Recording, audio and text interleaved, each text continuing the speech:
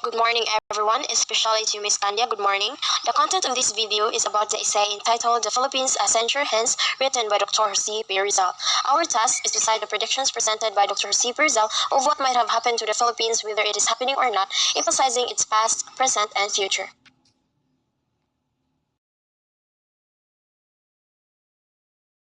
Hello everyone, this is Jomar Kapuyan presenting our prediction about the Philippines century hints. So this is my prediction. Rizal mentioned that deterioration and disappearance of Filipinos indigenous culture, which is true. So medyo masakit sa past na some of our culture and tradition ay naglalaho na or nalilisan na sa Spaniards. So, gi-state ni Rizal na ang pamaagi sa una sa panginabuhi sa mga Pilipinos kay nilahi na or nawala na gyud tungod sa pag-colonize sa Spain. So, they implemented their culture, tradition, and even their ways of life. Even now, no can feel the presence of Spain. It's because sa mga words nga gibili nila, for example, guwapo, guwapa, may ngana. Then mga apelyido pod nga gipaminaw nimo wa ka ingon nga mura pang Spain na gid siya ba? Ana ba? Like Pimentel, Torres, may ngana. So, Narciso Claveria naa siya policy wherein required na dapat naay surname. So, kay sa una walay surname daw ang atong mga natives. So, sa kani nga policy gi-adapt sa mga natives ang mga surname sa Espanyol. Then, lastly, ang religion, which is Christianity. Kay sa una, bisan kinsa ragi new ship nila, like sa bato, kahoy, yan. Then, sa pagsakop sa Spain, daladala na nila ang Christianity. So, during the colonization, nipalo ta sa mga Spaniards, they submit their faith sa Spaniards because they were afraid to voice out their mga problems ba. So, kay what if patyon sila or pusilon. Yan. That's all. Thank you.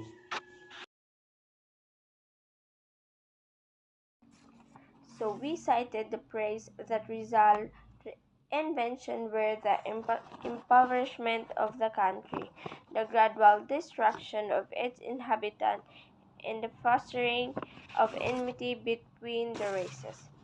So failure it because gikuha nila nga inspiration ang nahitabo kay gikuhaan sila og rights of properties. So murag na trigger sila, so gihimo nila nga motivation ang kuan to change things. So they started to exploring adventures ideas. And also Rizal invention that it was impossible to destroy the Filipino race. Yes, impossible na mawala sa mapa ang Pilipinas.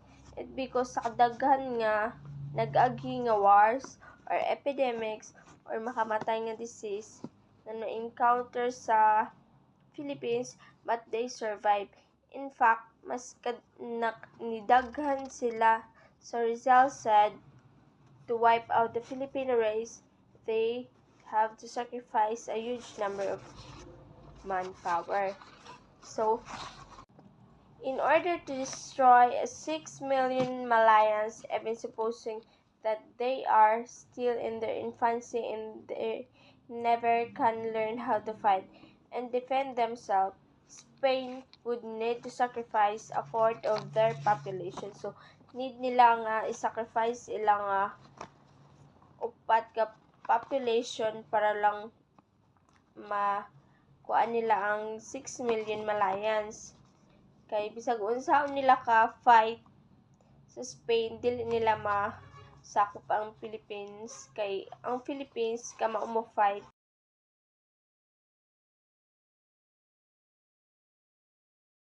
So, si Rizal nito nga ang education makatabang sa mga Filipino, which to empower the enlightenment to the Filipino people.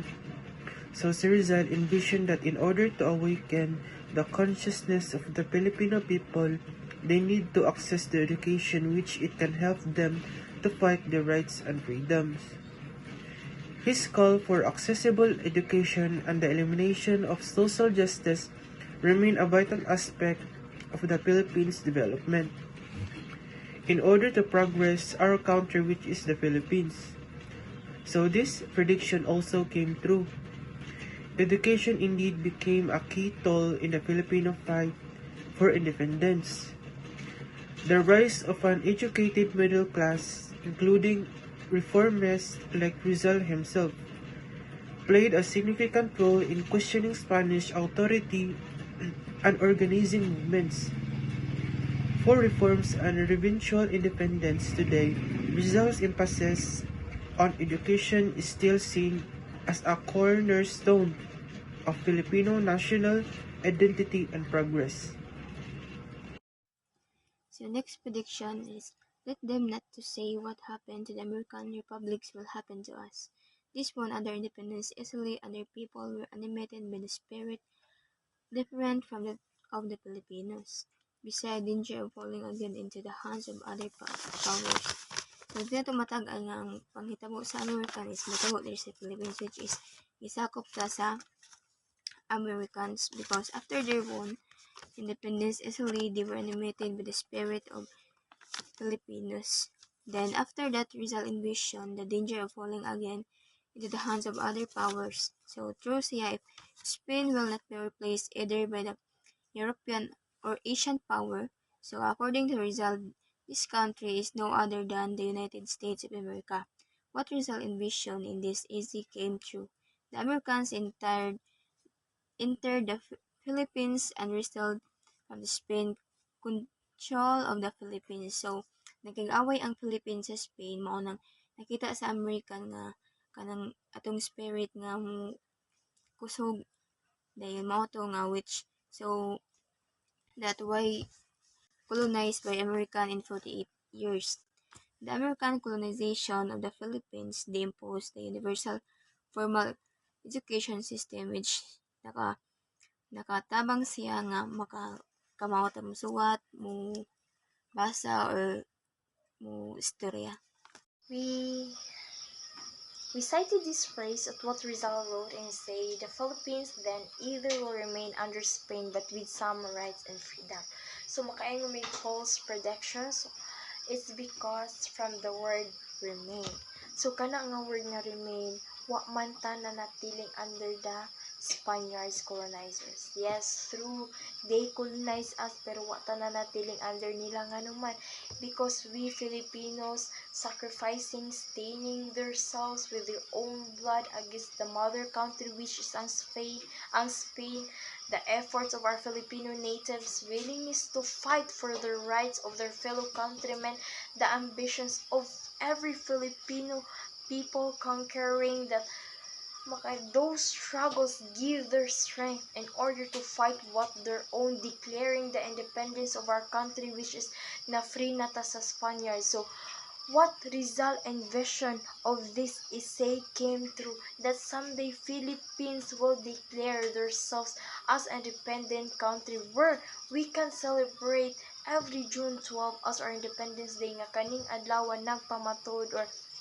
makaingon tag our Filipino natives, they sacrifice a lot nga until now nakinabang tang tanan. In short, the advancement of the moral progress in the Philippines is inevitable. It is fated. Fated siya nga nahitabong gi-colonize ta. Fated siya nga nahitabong ma-free ta nila. They colonize us with a purpose. Purpose nga, they bring, for example, ang Spaniards, they bring us their traditions or ilang cultures, for example, religions, which is ang Christianity, nga until now, nagamit nato.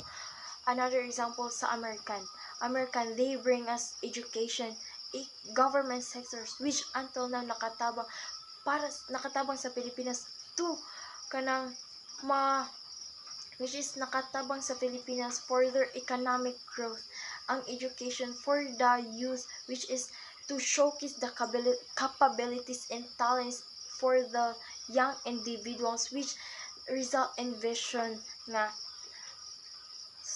ang kabataan ang pag-asa ng bayan nga dili lang until now but for our future and next generation. And that's all. Thank you. The Philippine, A Century Hence by Dr. Jose Rizal. Rizal acknowledged the possibility of Spain continuing the rule of the Philippines, but only the significant reform were implemented. He believed that Spain needed to address the injustice and exploitations inflicted upon Filipino people, including dismantling of repressive monopolies and granting greater autonomy. He argued that such reforms were crucial and prevent further unrest and potential uprising. Is it true Rizal was strong advocate for change, the belief in the power of education and peaceful reform? He showed that injustice happened in the Philippines to understood the frustration of anger of his Filipinos. Rizal presented the three possible scenarios of the Philippines a century later, continuing the Spanish rule with reform, independence through revolutions of colonization by another power. He argued that Spain needed to address the injustice inflicted upon Filipinos, but also recognized the potential for violent uprising. He also expressed the concern about growing the influence of the United States. Rizal version for the Philippines, that's true. A century later was incredibly insightful. He recognized the conflict and inflation situation of country was facing and analyzing for the three possible scenarios, containing the Spanish rule from reform and the independence through revolution or colonization by another people.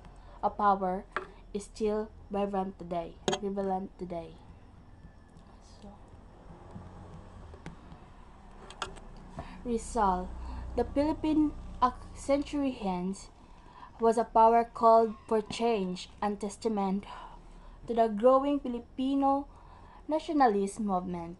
His predictions, while not entirely accurate in their details, captured the essence of Philippines in journey towards independence. The country history is marked by both triumphs and struggles, with Rizal legacy continuing to inspire Filipinos to strive a better future.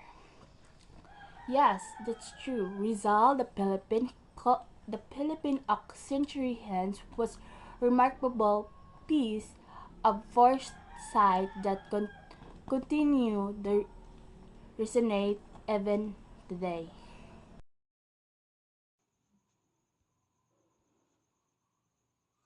Those are the predictions that we cited in Jose Rizal's essay, The Philippines a Century Hence, that offers a profound reflection on the Philippines' past, present, and future. While some of his predictions have come to fruition, others remain aspirational goals that require continued effort and dedication. Rizal call for unity, education, cultural preservation, and social justice remains relevant in the Philippines, which ongoing journey towards progress and nation building.